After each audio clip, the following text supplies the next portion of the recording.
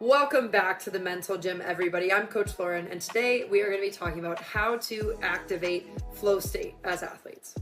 Now, flow state is something that I love to talk about. I get super passionate about it because it is an awesome feeling to tap into as an athlete.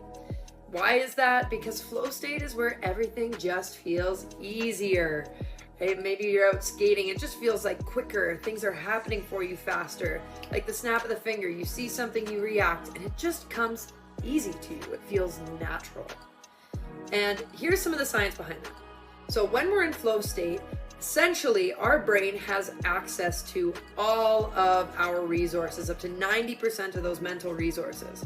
Now, when I say mental resources, I'm talking about that 10,000 hours of practice that you've put in to become a master at your sport. So let's say that you're seeing something happen in front of you, you're in flow state, your brain is quickly able to go back into that warehouse of old information, find a similar situation where you were successful, and bring it to the forefront so that in the snap of your fingers, you know exactly how to read and react to that situation. And you feel things like confidence and empowerment while you're in that situation. That's what flow state is in a nutshell.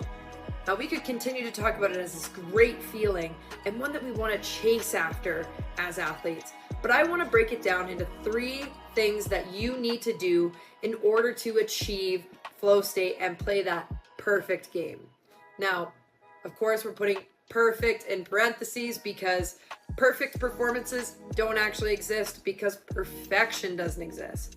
But if you're able to activate flow state, you're able to drop into that resourceful, highly intelligent state of mind where your brain is able to access 90% of your mental resources to bring you the information that you need to perform at your highest level.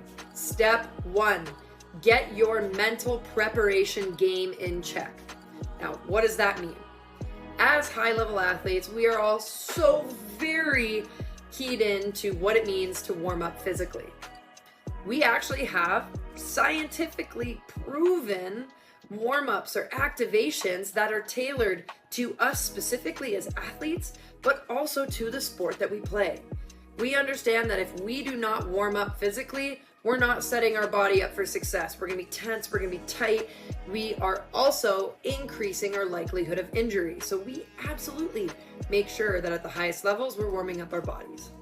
Very few athletes warm up their minds the way that they do their bodies. Now, you look at it from a mental performance coach's perspective, you say that just doesn't make sense because we know the brain runs the show. And if the brain is not in alignment with where the body needs to go, then we're gonna make it harder for ourselves to achieve whatever we want to because we're gonna be putting up mental roadblocks at every corner that's going to slow down our decision making and thereby literally slow us down physically. We know at the pace of play, whether it's hockey, soccer, baseball, or in a long distance race, in a short distance race, the fraction of a second can change the outcome. So we need to make sure that our brain is firing on all cylinders, and that starts with making sure that our mental warm-up is on point. Tip number 2, we need to get laser focused as athletes on the controllable factors. There are so many uncontrollable factors that go into any competition, any sport. Think the refs, think the other team, think your coaches, your teammates, your parents, the environment. There are so many different uncontrollable factors that ultimately, for most of us, take up the majority of our attention. Think about the last time that you saw a ref make a bad call in a game. It's a terrible call. Why would they ever do that? And that call ends up in a negative consequence for your team. What is everybody focused on? Makes total sense. Really high emotion. But it is out of our control, which does not help us play at our best. And here's why. When we focus on things that are out of our control or external to us, our brain automatically knows that it actually doesn't have the ability to impact the outcome. Because it's out of our control, it makes us feel unsafe and it activates the fight or flight mode in our brains. It says, hey, can't predict this outcome. You should move in the other way because we're not sure if this is going to be a good thing or a bad thing for you. That fight or flight mode is the antithesis to flow state.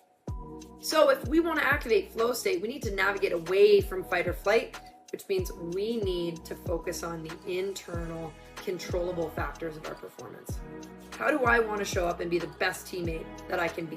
What attitude do I need to have? How am I going to be communicating with my teammates?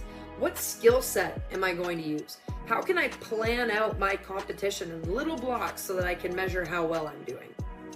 Those are the controllable aspects of our performance that might look a little less sexy than all the external stuff, but they are crucial to focus in on. And last but definitely not least, step 3 is to make sure that we have a game plan for checking in mentally. If we want to access and maintain flow state, we have to have a game plan for mentally checking in. Now, why is this?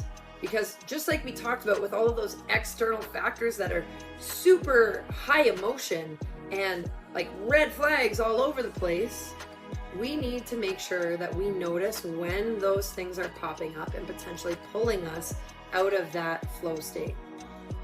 It makes sense for there to be ups and downs within any competition, but we need to be able to monitor when we're going into a downward slope, because negative emotions, negative thoughts, and negative behaviors become a very slippery slope towards that unresourceful mindset that puts us into fight or flight mode, that takes away from all of those mental resources. We only have access to 10 to 15% when we're in an unresourceful fight or flight mode mindset, and it steals our ability to make reactions and judgment at that snap of a finger rate.